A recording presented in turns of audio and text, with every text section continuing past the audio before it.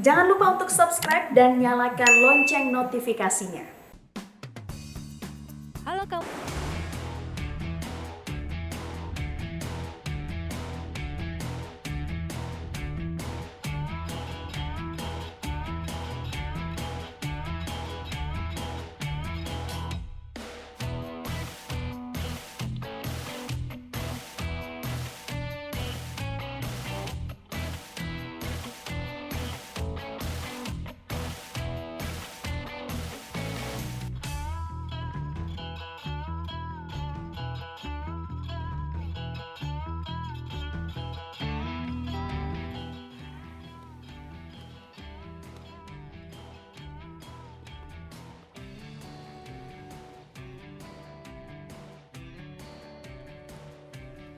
Nah, kawan Susi, saya hari ini didampingin Alfi mau main ke tempat kerajinan, pengrajin kerang-kerang yang dijual di banyak toko souvenir di wilayah pariwisata Pangandaran. Saya dengar kemarin mereka dalam masa pandemik ini mengalami banyak masalah karena ya tentu turisnya berkurang, sempat berhenti total, bahkan tidak ada orang yang datang. Saya akan berbincang dengan Ibu Sudarti, pemilik kerajinan tangan kerang-kerang yang ada di Pangandaran ini. Jangan kemana-mana, tetap di Susi Cek Ombak ke laut saja.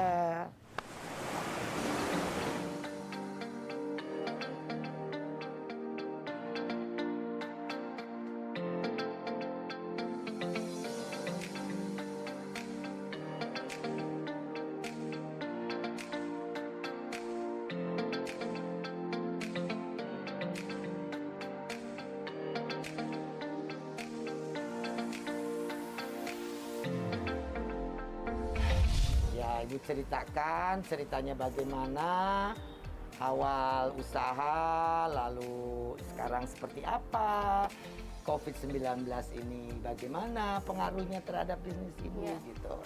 Dulu kan suami saya udah emang pengrajin. Oke. Jadi saya tinggal melanjutin. Bapak usaha ini dari awal sebagai pengrajin. Pengrajin Itu tahun dari berapa dulu. itu Bu? Semenjak belum menikah juga udah. Udah pengrajin, oke. Sebelumnya omsetnya berapa? Lalu persoalannya dengan pandemik ini pariwisata turun, turisnya turun, pengaruhnya apa terhadap Ibu? Dulu kan waktu masih rame wisata, Ya. ini kan pekerjanya bisa banyak ya. Oh, dulu mempekerjakan berapa orang Bu? Ada 10-an. Ada 10. Iya. Sekarang pekerjanya Sekarang tinggal satu. satu saja. Oke. Omsetnya bagaimana? Omsetnya berubah drastis juga atau? Iya. Ibu dibantu dari perbankan, mungkin BRI kasih pinjaman apa enggak? Enggak. Belum. Belum ada minat. Belum ada minat. Kenapa nggak ada minat?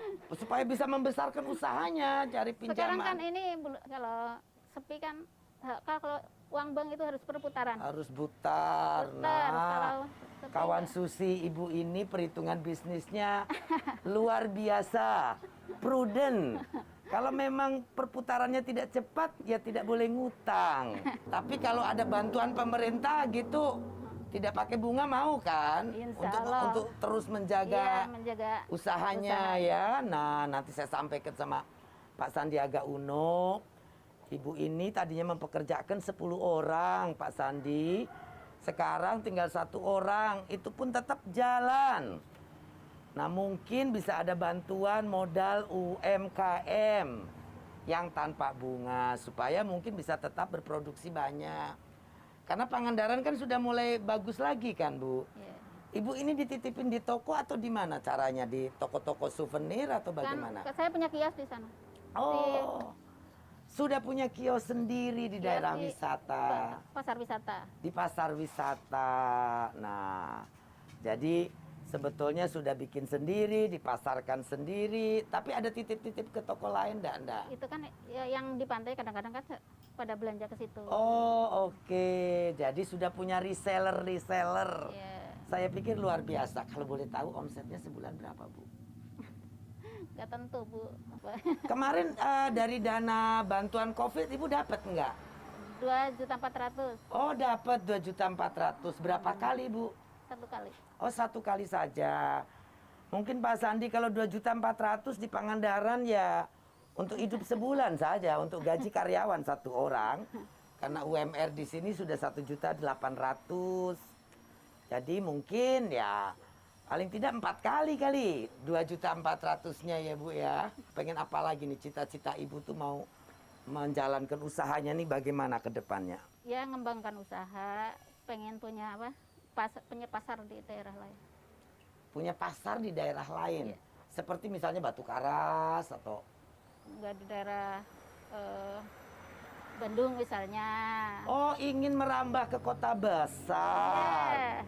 Nah kalau seperti itu sebetulnya Ibu dipasarkan online saja. Udah tahu belum adik caranya?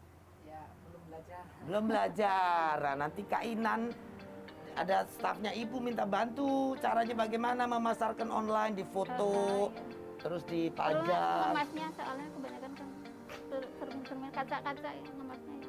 Ya bisa dikemas dengan rapi kan, dengan bagus. Oke, Ibu Sudarti terima kasih banyak. Semoga usaha Ibu tetap bertahan. Amin. Pasti akan bertahan kan? Mudah-mudahan. Karena saya lihat turis sudah mulai banyak lagi kan. Sudah 2-3 bulan ini membaik enggak? Membaik? Belum. Belum. Oke, ya mudah-mudahan situasinya membaik. Iya, Paling mudah-mudahan. tidak saya menyampaikan ke Pak Sandi, Bu Sudarti ini perlu dibantu. Nah, kawan Susi, begitu tadi percakapan dengan Bu Sudarti. Single mother yang luar biasa. Gigi berjuang meneruskan usaha kerajinan kerang suaminya. Dan tetap bertahan sampai dengan hari ini. Semoga usaha beliau makin baik ke depannya. Turis kembali ke Pangandaran, kerajinannya pun lebih laku. Dan Pak Sandi, mohon dong bantu Bu Sudarti. Nah kawan Susi, jangan kemana-mana, tetap di Susi Cek Ombak. Ke laut saja. Tapi Ibu sebetulnya sekarang udah menjadi selebgram. Ibu udah jadi selebgram, Bu. Jadi Ibu sekarang jauh lebih terkenal daripada 3 tahun lalu waktu jadi menteri, Ibu.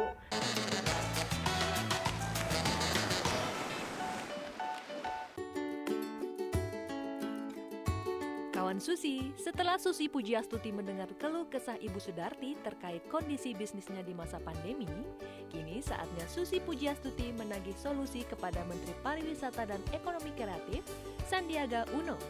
Seperti apa solusinya? Yuk kita simak sama-sama.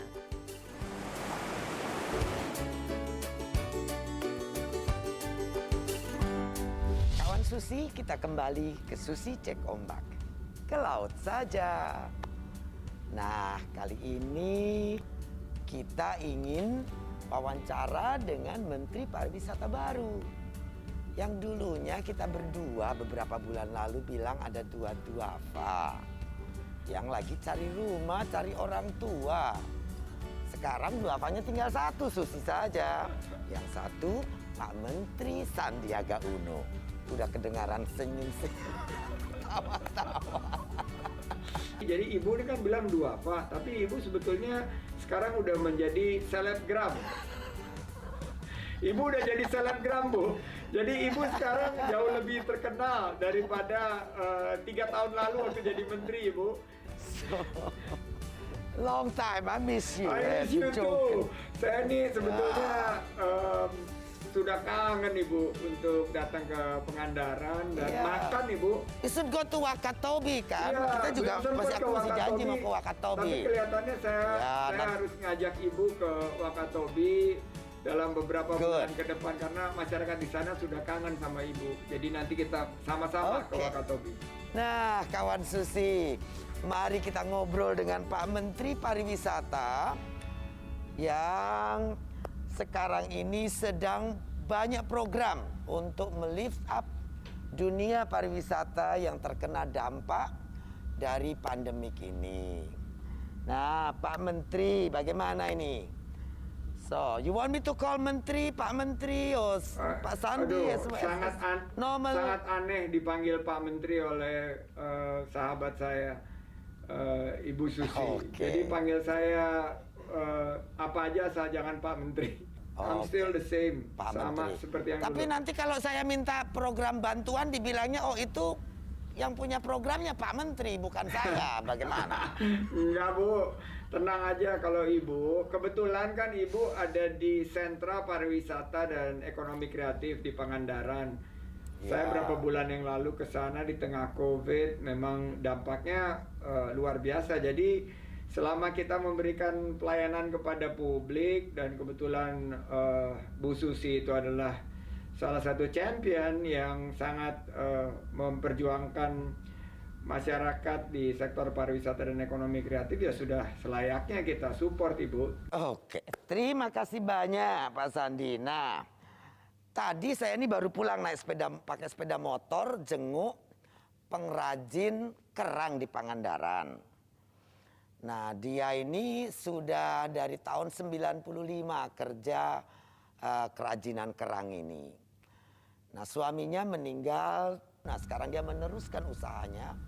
Namun gara-gara COVID ini pegawainya yang tadinya 10 tinggal 1. Nah, saya juga bertanya apakah ada program dari Kementerian Pariwisata yang bisa mensupport hal-hal semacam ini. Tentu saja bukan cuma Ibu Sudarti pengrajin kerang tadi, tapi juga banyak pengrajin-pengrajin seperti wayang golek, pengrajin-pengrajin baju-baju pantai dan lain sebagainya yang juga terkena dampaknya karena pandemik ini. Nah, program Kementerian Pariwisata di bawah pimpinan Pak Sandi ini apa saja kira-kira yang bisa kita akselerasi supaya masyarakat bisa mendapatkan akses, support dan dukungan sehingga pandemik selesai mereka tidak hilang, masih ada di sana, at least siap untuk bekerja kembali pada saat demand is picking up. Jadi saya lihat Ibu naik motor di media sosial. Keren banget sih Ibu ini, viral abis. Pakai motor trail warna hijau. Nah, saya lihat. Iya, hobi lama. Hobi. 5 tahun jadi menteri nggak boleh naik motor, susah. Ternyata Ibu jago naik motornya. Sama kayak Ibu jago kalau paddling maupun surfing. Nah, saya melihat bahwa Ibu Sudarti ini sangat mengalami tekanan karena pemasarannya menurun secara drastis diakibatkan pandemi ini menghambat mobilitas masyarakat yang datang ke Pangandaran. Namun kita sekarang ada platform melalui digital dan e-commerce online, kita membantu Ibu Sudarti di berbagai sentra wisata maupun sentra ekonomi kreatif untuk mereka onboarding masuk ke bagian daripada e-commerce tersebut. Nah, saya nanti mudah-mudahan setelah ini bisa diperkenalkan Ibu dengan Bu Sudarti dan tadi yang menjual wayang golek. Kemarin saya dengan Saung Mang Ujo di Bandung juga. Kita ingin agar mereka ini bertransformasi di tengah pandemi, dan sebetulnya pandemi ini mengakselerasi dari digitalisasi.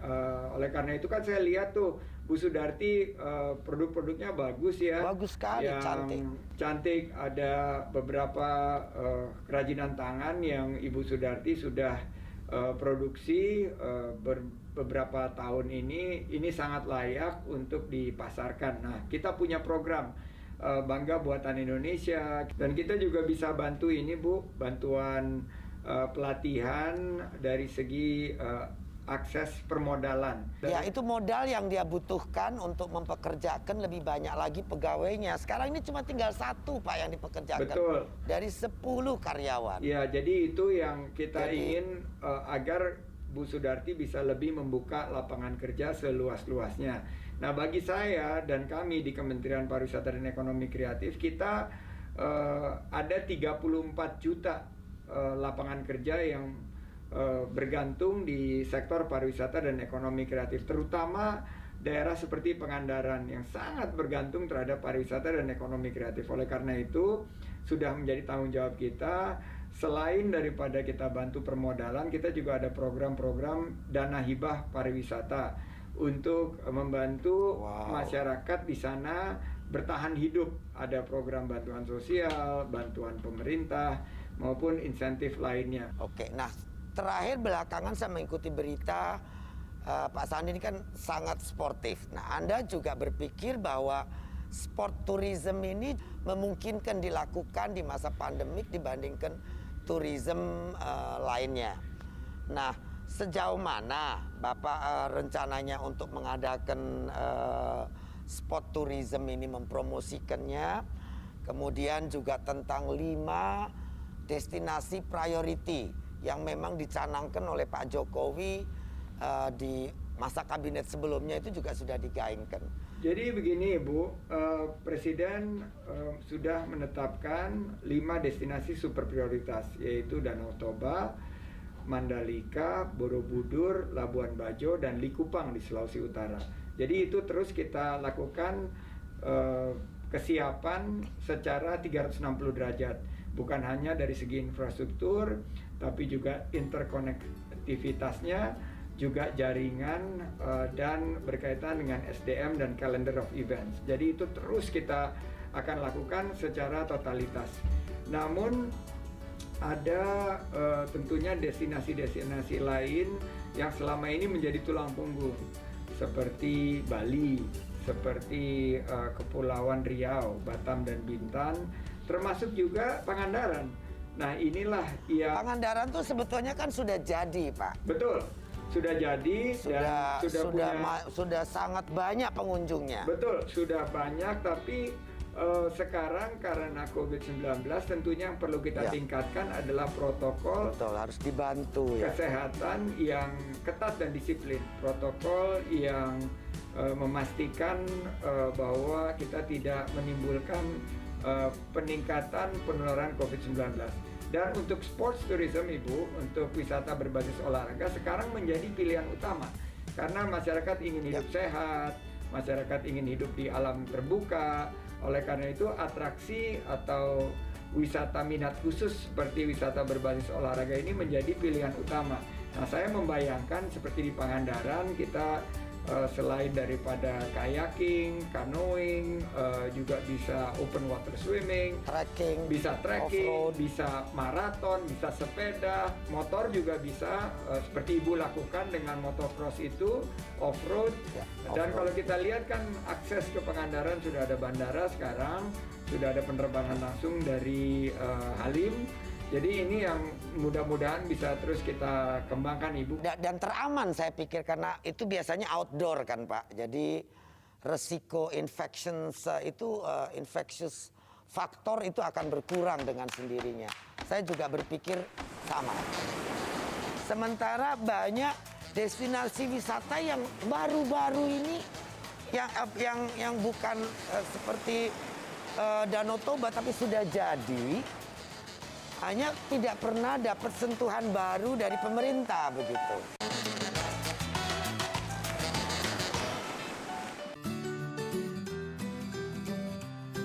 Kawan Susi, pasti kalian semua sudah kangen dong untuk berlibur ke tempat-tempat indah di Indonesia.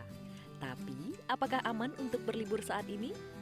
Nah, penerapan protokol kesehatan di sektor pariwisata sudah diatur dalam KMK tentang protokol kesehatan di tempat dan di fasilitas umum, di mana seluruh ekosistem pariwisata mulai dari transportasi umum, penginapan hingga lokasi wisata menerapkan standar protokol kesehatan yang ketat seperti penyemprotan disinfektan di ruang publik, fasilitas cuci tangan, hingga melakukan tes virus corona bagi turis sebelum melancong. Bahkan, pelaku pariwisata telah divaksinasi loh di penghujung Februari lalu. Nah, jadi kamu sudah siap berlibur? Sebelum itu, yuk kita dengar bagaimana upaya kebangkitan pariwisata kita.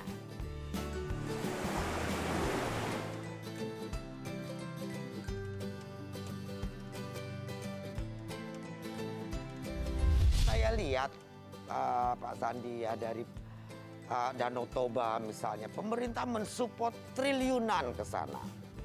Sementara banyak destinasi wisata yang baru-baru ini yang bukan seperti Danau Toba tapi sudah jadi, hanya tidak pernah dapat sentuhan baru dari pemerintah begitu. Compare to misalnya sekian triliun masuk Danau Toba, sekian triliun masuk Mandalika, gitu loh. Pangandaran dapat apa misalnya?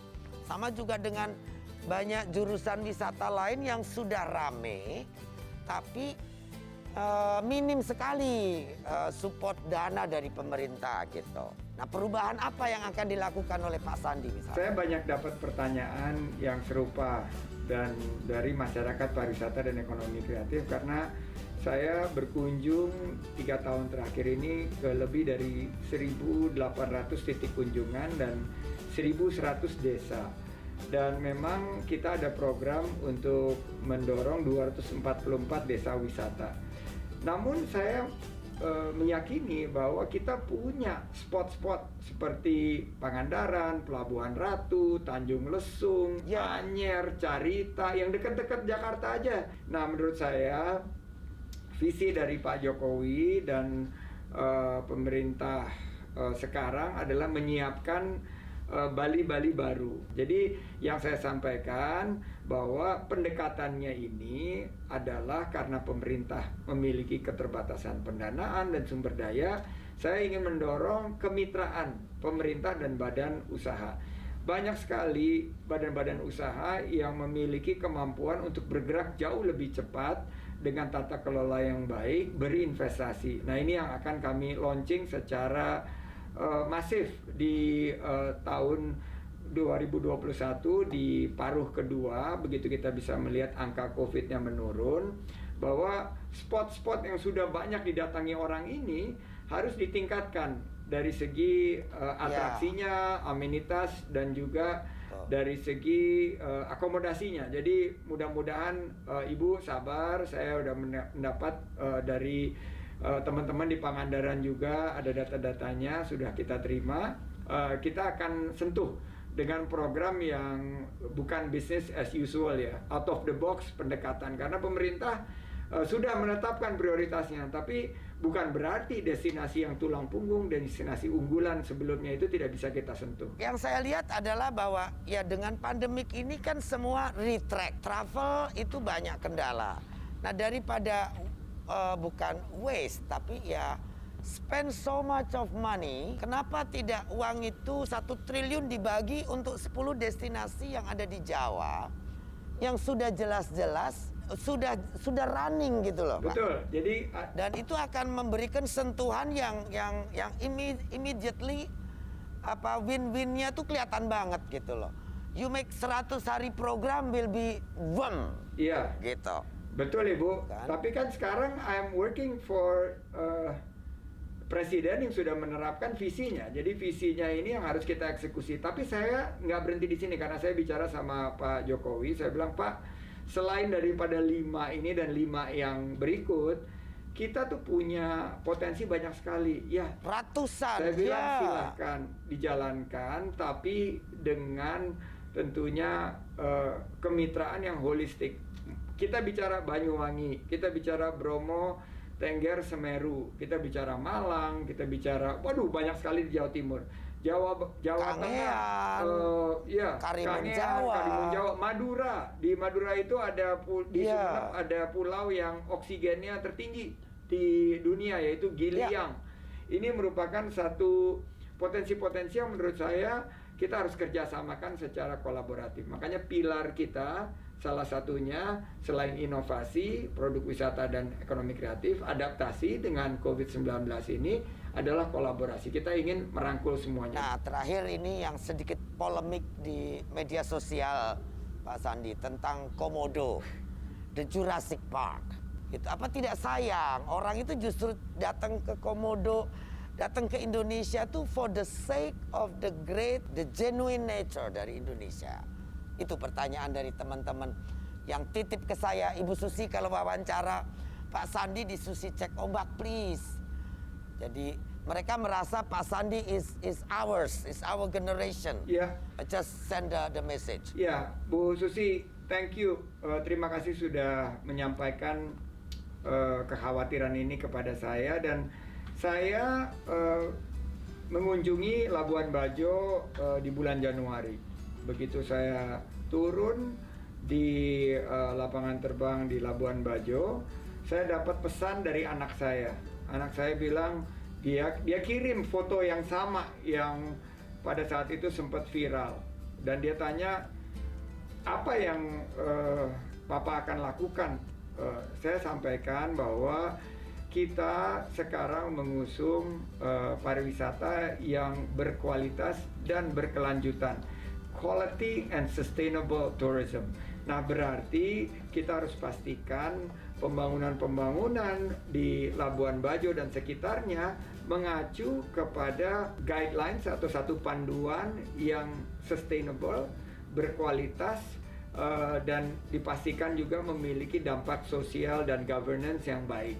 Jadi menurut saya ini adalah concern kita bersama dan kita harus kawal. Saya sudah sampaikan juga kepada Pak Presiden, dan Pak Presiden sangat mendukung pendekatan itu. Saya ada bicara juga sama Pak Gubernur agar proyek yang dikhawatirkan bisa mengganggu ekosistem ini dipastikan untuk tidak merusak lingkungan dan justru harus melestarikan. Karena sekarang yang menjadi daya tarik orang datang ke Labuan Bajo itu adalah Komodo, dan Pulau Komodo ini harus kita lestarikan. Jadi jangan kita menyembelih ayam atau angsa yang memberikan telur emas buat kita. Jadi kita harus jaga, kita harus lestarikan, kita harus pastikan, dan saya ada di garda depan. Saya akan pasang badan, Ibu. Mohon dukungan dari semua teman-teman untuk pastikan kita lestarikan Komodo Island dan Labuan Bajo. So, ada Kiki nih, halo. Halo Kiki. Halo Ki, silakan bicara Ki.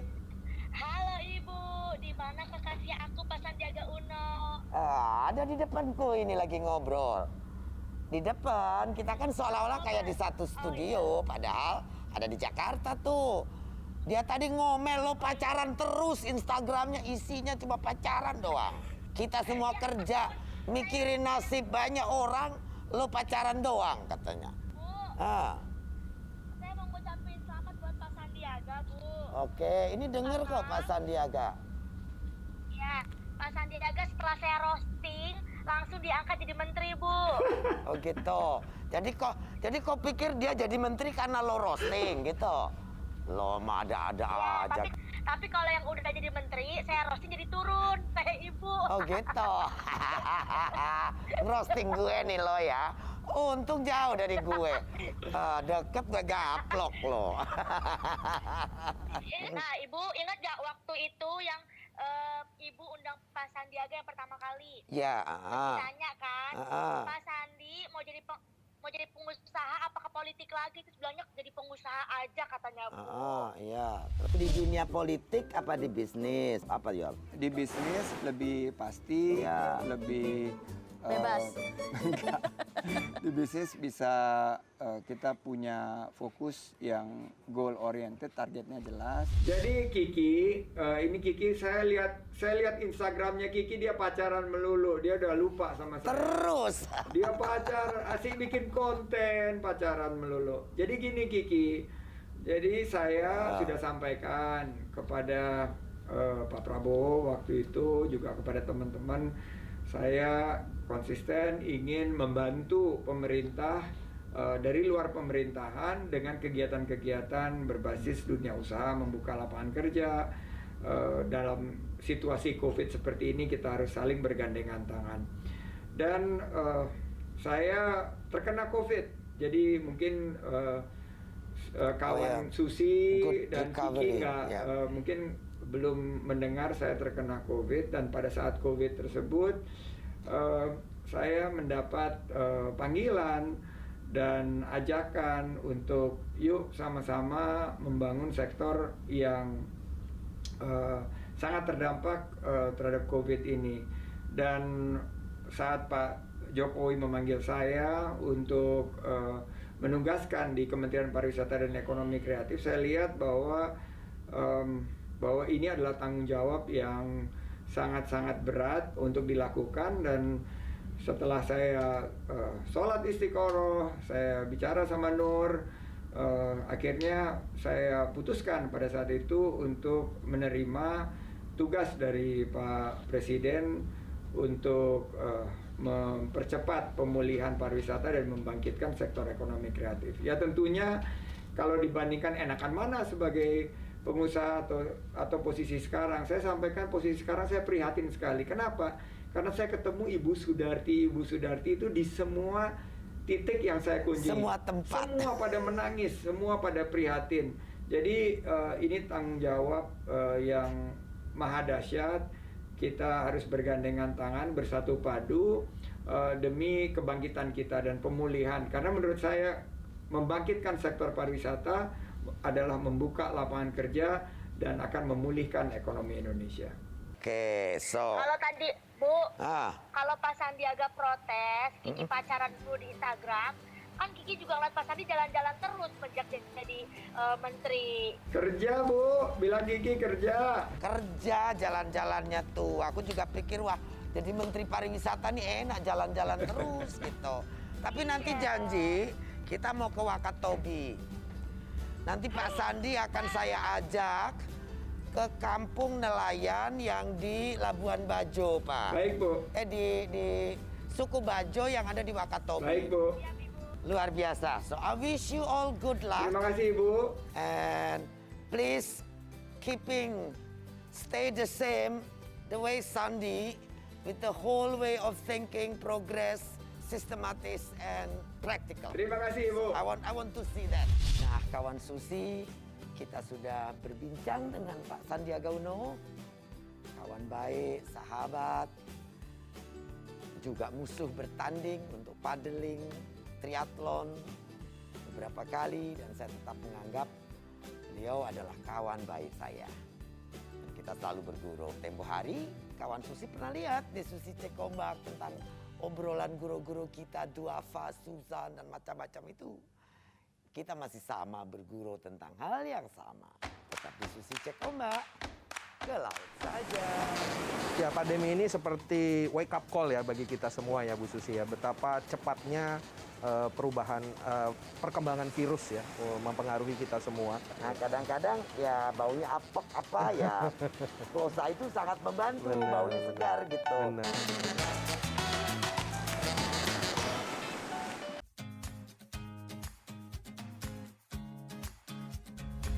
Nah, kawan Susi, kita kembali ke Susi Cek Ombak, ke laut saja.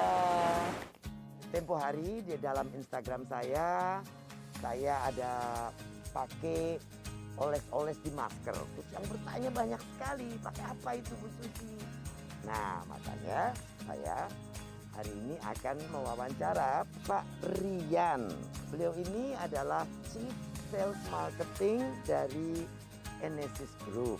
Nah, mudah-mudahan nanti kawan Susi jadi lebih tahu tentang apa itu Plosa, supaya tidak penasaran ya. Nah, untuk Plosa sendiri kan saya lihat ini di masa pandemik ini kita semua belajar tentang virus, bakteri, itu adalah sebagai sumber penyakit yang berbahaya. Dari edukasi yang kita dapatkan dari media sosial maupun media-media mainstream.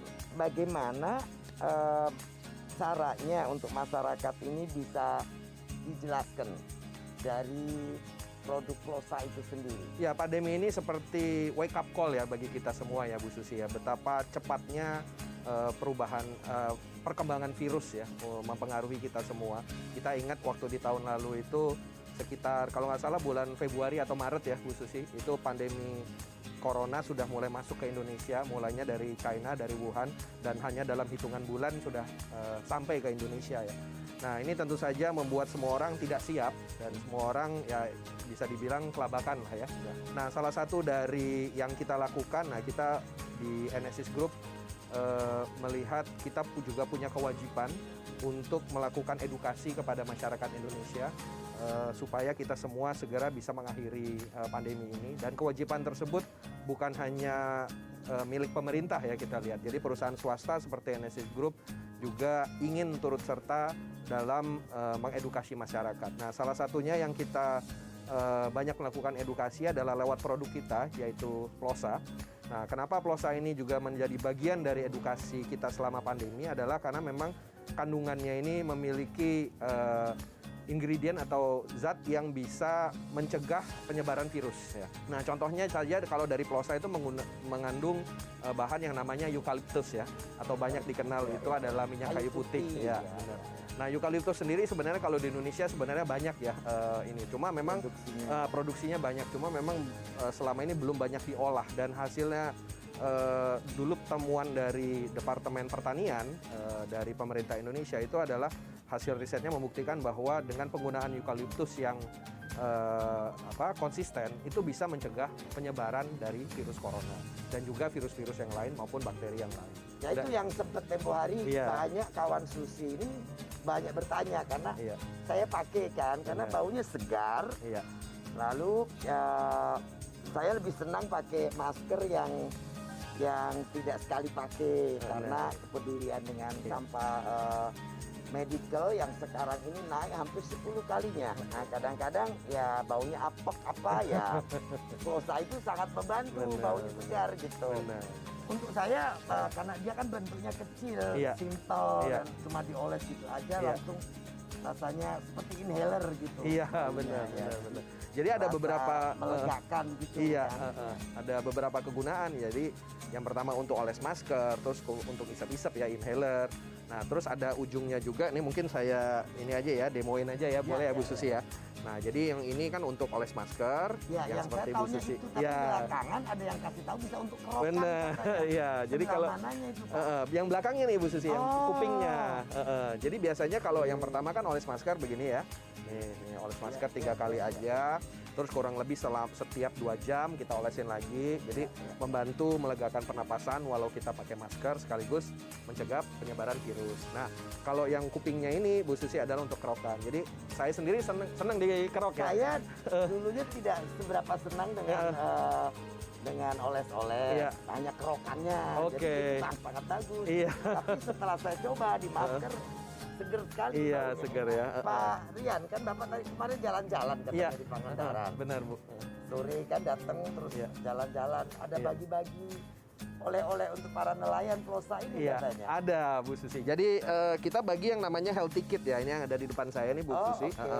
Healthy kit ini selain isinya tadi saya sudah tunjukin plosa, juga ada yang lain-lain misalnya adem sari ya.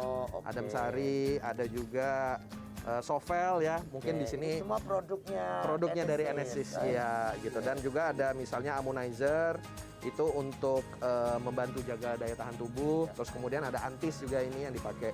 Jadi kita bagi-bagi ke turis di pantai di Pangandaran ini, terus kemudian bagi ke nelayan juga.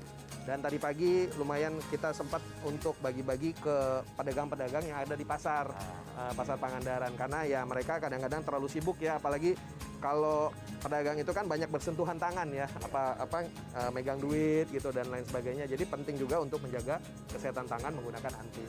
Saya ini kan selalu berkampanye untuk mengurangi plastik sekali pakai. Jadi di satu sisi kadang-kadang saya agak gimana dengan produk-produk sasetan. Tapi yang saya suka berita saya dapat itu Plosa sekarang merecycle dengan mengirimkan plastik-plastik bekasnya tadi itu ke bank sampah ya? Benar Bu. Ya. Sudah sejak kapan itu dilakukan? Dari semenjak kita luncurkan Plosa ya, semenjak tahun 2018. Dan juga produk-produk kita yang lain juga kita lakukan kerjasama dengan bank sampah. Nah ini ada contohnya nih Bu Susi, boleh saya tunjukin ya. Nah ini contohnya kita buat kerajinan tangan nih Bu Susi.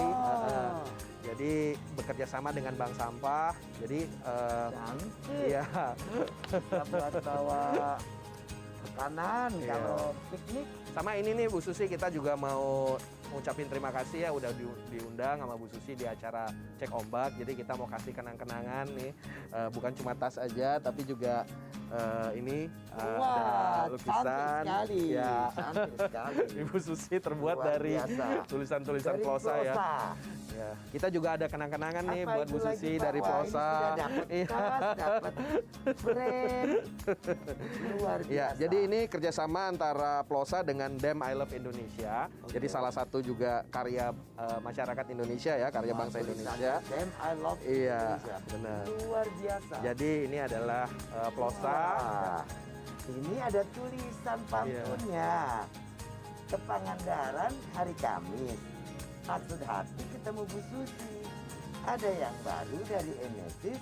Plosa ini manfaatnya maksi. Sekali lagi, tadi saya bilang, saya sukanya ini karena kecil, tapi manfaatnya maksi, Pak, bentuknya. Dan dioles, cukup sekali tadi sudah tercium Berasa, baunya ya. segar sekali. Iya. Kawan Susi, jangan kemana-mana, tetap di Susi Cek Ombak. Ke laut aja.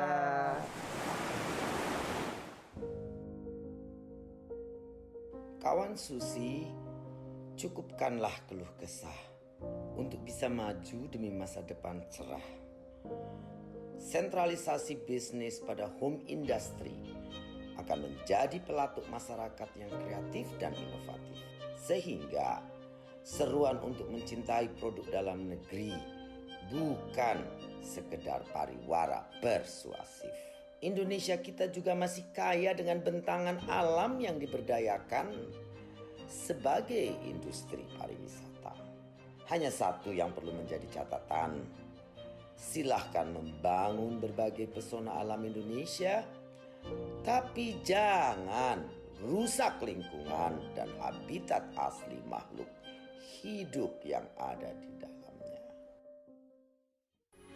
Metro TV